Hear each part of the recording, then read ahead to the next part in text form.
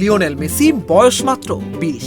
তার কোলে হাসি মুখে বসে আছে 5 মাসের এক শিশু। কেউ জানতো না সেই ছোট্ট শিশুটি একদিন বিশ্বকাপের সবচেয়ে বড় মঞ্চে দাঁড়িয়ে হবে মেসিরই প্রতিপক্ষ।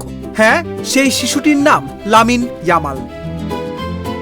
ঘটনা 2007 সালের ইউনিসেফের একটি ক্যালেন্ডারের ফটোশুটে অংশ নিয়েছিলেন বার্সেলোনার তরুণ তারকা লিওনেল মেসি। লটারিতে জিতে ইয়ামালের পরিবার সেই ফটোশুটে অংশ নেওয়ার সুযোগ পায়। সেখানে তোলা এক ছবিতে দেখা যায় মেসি নিজ হাতে ছোট্ট ইয়ামালকে একটি নীল প্লাস্টিকের টবে গোসল করাচ্ছেন। ফটোগ্রাফার হুয়ান মনফোর্ট পরে জানান, সবসময় হাসি খুশি থাকায় ছোট্ট ইয়ামাল নাকি প্রথম দেখাতেই মেসির মন জয় করে নিয়েছিল।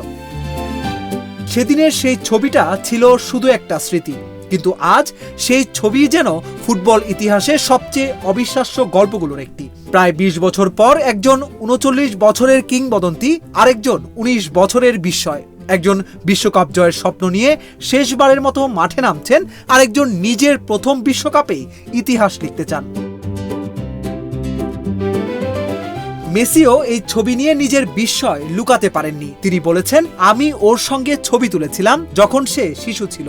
এখন আমরা দুজনই বিশ্বকাপে খেলছি, এটা সত্যি অবিশ্বাস্য। তবে আবেগের পাশাপাশি সতর্ক বার্তাও দিয়েছেন আর্জেন্টাইন অধিনায়ক। তিনি বলেন, আমি ওর জন্য শুভকামনা জানাই, কিন্তু এবার আমরা চেষ্টা করব যাতে সে নিজের সেরাটা খেলতে না পারে, কারণ এবার চ্যাম্পিয়ন আমরাই হতে চাই। অন্যদিকে স্পেনের মিডফিল্ডার মিকেল মেরিনো জানিয়েছেন, প্রথমবার সেই ছবিটি দেখে তিনি ভেবেছিলেন এটা হয়তো কৃত্রিম বুদ্ধিমত্তা বা এআই দিয়ে বানানো।